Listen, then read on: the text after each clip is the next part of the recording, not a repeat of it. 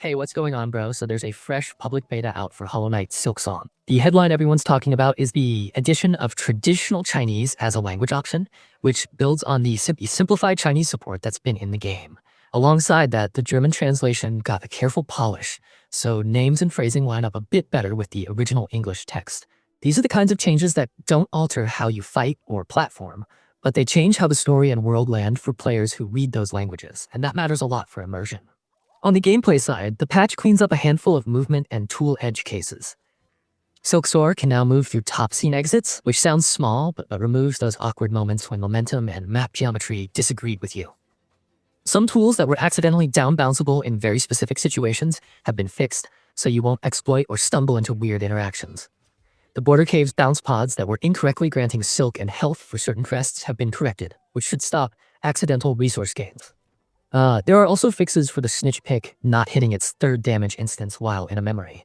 A pretty niche bug, but one that mattered if you were optimizing damage windows in those segments. If you're the kind of player who pays attention to enemy behavior, a lot of work went into preventing enemies from escaping the level or getting stuck in geometry. Thread rakers, a few named foes like Shrine Guardian Seth, and other enemy types had rare cases where they'd clip out of bounds or cause the fight to behave strangely. The patch addresses multiple instances of that. They also fixed a problem where Shrine Guardian Seth could push Hornet through a wall. Imagine winning a fight and the game shunting you into the map like a broom, so that's patched. Wood Wasps had collider issues where their hitboxes lingered or failed to reactivate properly on respawn. That's been sorted so the respawn loop behaves as intended. Even smaller presentation bits like choruses in the underworks not displaying their full needle and text were fixed, which is nice because it preserves the narrative beats you're supposed to get during exploration and encounters. There's also a combat tweak worth mentioning. The last judge's death explosion now deals 2 damage instead of 3, and the explosion's damage is correctly reduced by the Magma Bell charm.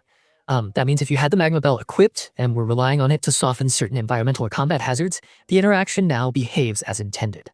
It's a small numbers change, but one that affects risk calculation during that encounter. Another neat interaction fix, in Farfields, the Savage Beastfly will now actually be stunned when hit by the hanging bomb rock, which lets certain environmental tricks work reliably rather than feeling inconsistent. Little fixes like that can change whether a strategy is viable or just a fluke. Character stability saw attention too. The update addresses several scenarios where Hornet could be pulled out of bounds by enemies, which could lead to stuck states or forced reloads. Fixing these makes the early to mid-game exploration loop feel less brittle, especially in tighter platforming areas or crowded combat scenes where enemy pushback and movement combine. In short, it's the kind of housekeeping that prevents a handful of frustrating instant death or soft lock moments. A patch like this also carries context beyond the technical fixes.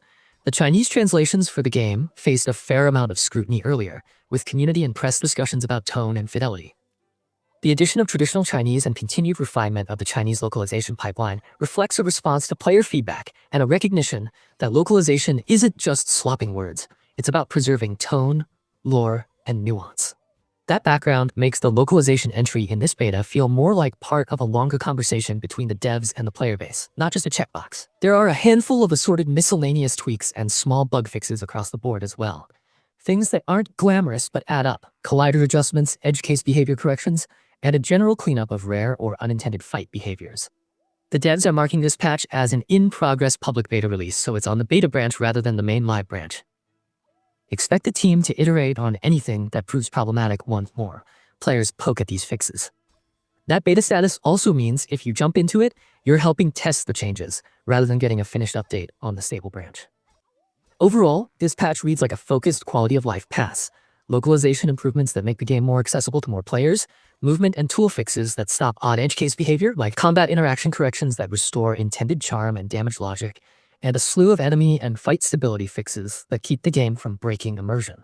It doesn't radically change the game's systems, but it tightens the seams in important places. And for a game that lives on tight movement, precise combat, and atmospheric storytelling, those seam repairs matter a lot. If you want the full patch listing or want to jump into the public beta, the official community posts and discussions are where the devs are sharing details and collecting feedback. And that's where you'll see how these changes continue to evolve.